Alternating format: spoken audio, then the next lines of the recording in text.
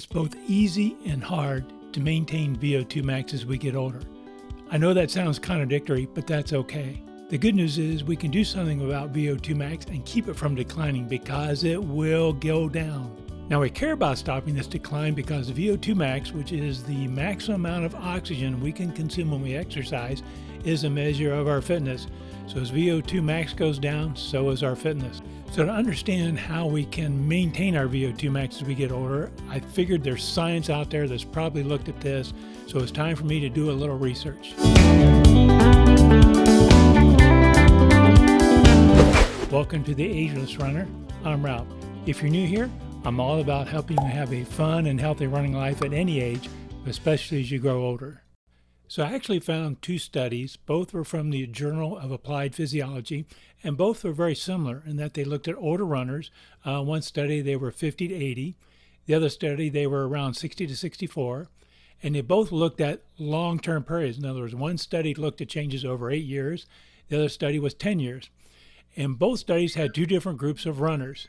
And each study had one group of runners who were competitive, had intense training, kept their training up over the 8 to 10 year period. The other group in the studies, one group was sedentary, which means they didn't exercise. And one study, the second group, was still runners.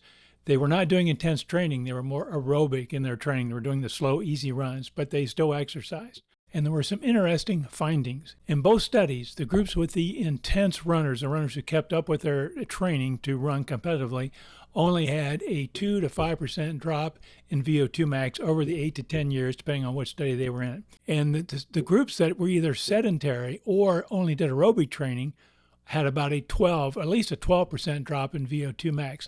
Let me repeat that. So the group that was sedentary and the group that still ran, but ran aerobically, had the same decline, roughly the same decline in VO2 max. So that tells you two things. One is you need intense exercise to maintain your VO2 max, and just doing aerobic running isn't going to do it. These studies say that just doing aerobic running, the slow, easy running, is not going to stop that decline in your VO2 max compared to even doing nothing. So now let's get back to my easy and hard to maintain VO2 max. Easy because it's pretty straightforward. We know what to do. There's nothing complex. We need intense exercise. But it's hard because we need intense exercise. Doing intense running is difficult and challenging. So the way we get that intense exercise, there's lots of ways, but one of the best ways is through intervals. And there's a couple ways you can look at doing intervals. One is what I call the slower intervals, where you maybe run a little faster than your 10K pace, somewhere between 10K and 5K pace, but you run for, say, 3 minutes, then do an easy jog for a minute.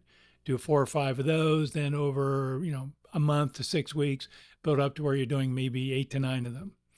Then there's the intense VO2 max, the intense intervals, and that's where you're going to run at a much faster pace. Imagine how fast you would run if you're only going to run 5 minutes.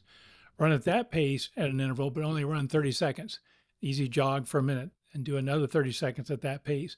And you'll start out doing 4 or 5 of those, again, gradually building up to maybe you're doing 8 to 10 of those. So that's more of an intense VO2 max interval. And then, of course, the third way you can do it is hill repeats, where you just find a long hill, run up the hill as hard as you can. You don't want to sprint, but run up kind of a fast pace, turn around and jog back down. Now, I have a separate video on doing hill intervals, doing hill repeats.